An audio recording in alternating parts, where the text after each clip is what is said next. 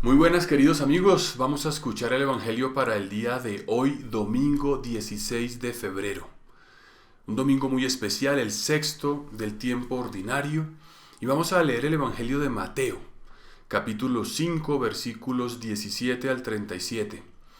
Es un Evangelio muy importante, porque estamos en el corazón de la predicación de Jesucristo. Los capítulos 5, 6 y 7 de Mateo constituyen en su conjunto lo que se llama el Sermón de la Montaña, es decir, el discurso programático de Jesús, en el que esboza, dibuja, presenta cuál es, digamos, el perfil de un cristiano, cuál es el perfil de un seguidor suyo, cuál es el perfil de aquel que se hace llamar hijo de Dios o que puede recibir ese título como un don del cielo.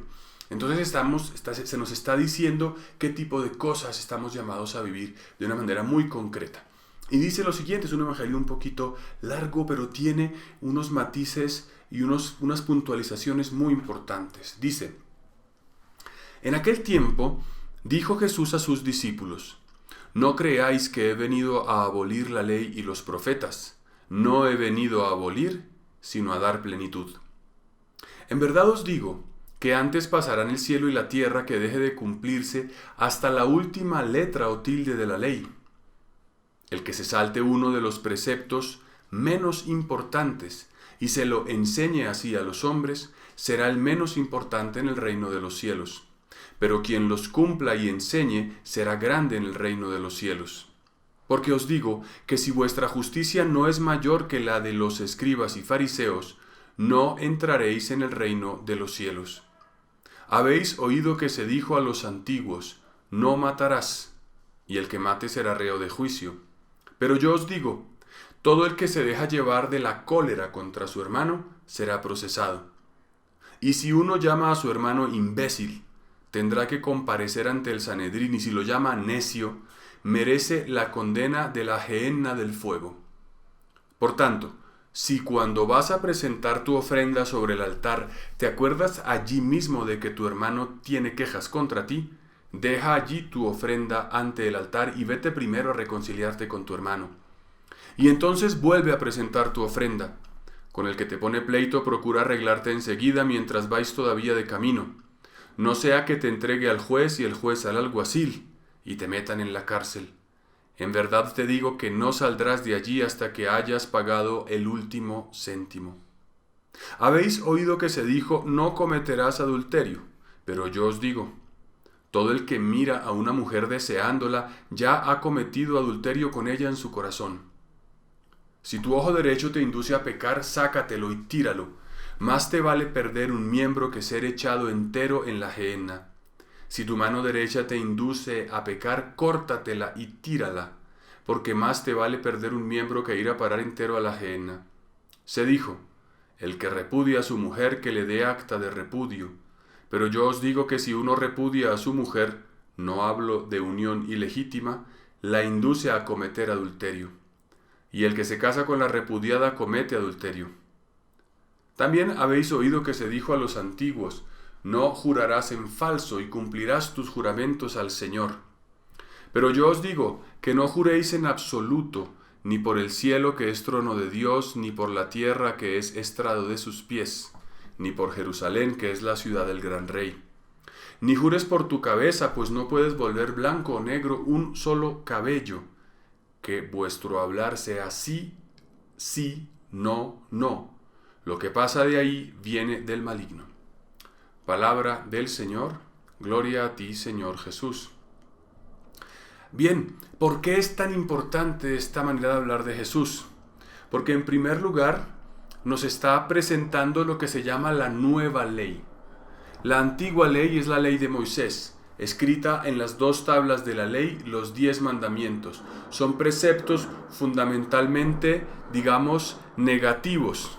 Preceptos que te dicen: no hagas esto, no hagas lo otro. La nueva ley es esta que Jesús nos da, que no cambia la anterior porque los mandamientos siguen siendo completamente válidos, pero que sí nos abre un horizonte nuevo, nos da un punto de referencia, un telón de fondo que es más profundo, que no es simplemente el de una ley, sino el del amor. el de Jesucristo que entabla y permite que entablemos una relación con nuestro Dios como hijos. Entonces, por eso esta nueva ley se manifiesta en esto que dice Jesús. No creáis, dice al inicio, que he venido a abolir la ley, sino a dar plenitud. Es decir, está transformando los preceptos del Antiguo Testamento. Y esa nueva ley se manifiesta en esto. Jesús dice, habéis oído que se dijo a los antiguos, no matarás. Principalmente aquí recoge 3 mandamientos. No matarás, no cometerás adulterio, no jurarás en falso. Pero él dice, habéis oído que se dijo, pero yo os digo.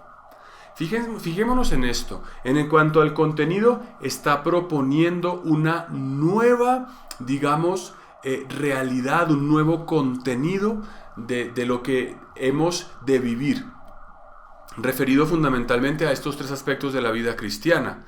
Al cuidado por la vida del otro, al respeto del propio cuerpo y del otro, y a lo que tiene que ver con la palabra, con el juramento. Pero además de que propone un contenido, dice, el fundamento de su autoridad es él mismo. Él dice, se dijo, pero yo os digo. Esto es impresionante.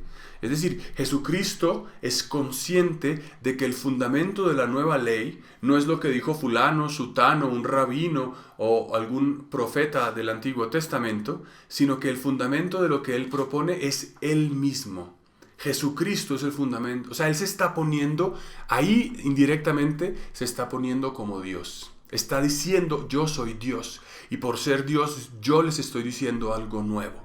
Es una manera indirecta de revelar su propia identidad. Entonces, esto en primer lugar.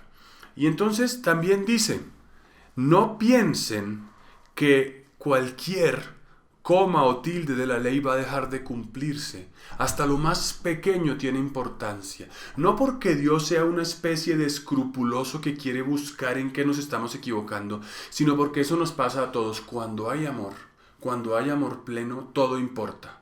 Cuando hay amor pleno, no da lo mismo si te alcé la voz o si no la alcé, no da lo mismo si te llamé por teléfono o no te llamé cuando había quedado de hacerlo. Cuando hay amor, todo lo pequeño también tiene una importancia. La importancia de aquello, cuando viene, por ejemplo, luz sobre una realidad, aún los más mínimos detalles emergen y podemos distinguir una cosa de otra. Esta es la ley, por tanto, del amor. Y finalmente, son 3 los aspectos, ¿no? Fijémonos en esto, ¿no? Habéis oído que se dijo no matarás, pero yo te digo, el que se deja llevar de la cólera será procesado. Es decir, Jesús no nos cambia la ley, pero nos pone un listón más alto. Ya lo que es pecado no es simplemente apuñalar a alguien y quitarle la vida. Yo le puedo quitar la vida desde mi interior. Esa es la novedad, es una ley interior. La ley de Moisés sobre todo está basada en los actos externos que yo pueda hacer y que puedan destruir. Aquí el punto ¿cuál es? Donde yo me santifico o donde yo me condeno, donde me encuentro con Dios o donde pierdo a Dios, es en la intención. Entonces, no es simplemente no matar, sino que si me dejo llevar de la cólera, si lo llamo imbécil, si lo quiero matar en mi corazón, ya he pecado. Y esto nos abre un panorama mucho más grande y nos invita a realmente ir a lo que hay en lo profundo del corazón. Cuando dice, habéis oído que se dijo, no cometerás adulterio, pero yo te digo, el que mira a una mujer o a un hombre, según el caso, deseándola, ha cometido adulterio en su corazón. Adulterar, fornicar, no es simplemente una cuestión externa de relaciones sexuales. ¿Cómo miro?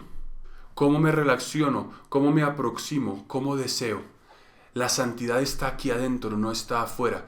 Y eso es muy importante porque a veces frente al pecado podemos andar jugando como en situaciones límite, jugando con fuego, ¿no? Pensando que si yo no llego al extremo, entonces no he pecado. Y aquí el Señor nos dice, si tú has tenido deseos, has cultivado aquello que te destruye, has pecado y por tanto debes pedir perdón. Y finalmente el tema de jurar en falso. Qué importante es esto, sobre todo en nuestro tiempo, ¿verdad? Esta importancia de poder decir sí y no estar en nuestro tiempo. Necesitamos poner sellos, notarías, para que nos crean, porque si no, no nos creen. El cristiano es una persona de palabra. 3, pues, son los aspectos de la nueva ley que nos presenta Jesús. Ojalá que los podamos vivir. Un buen domingo para todos y Dios los bendiga.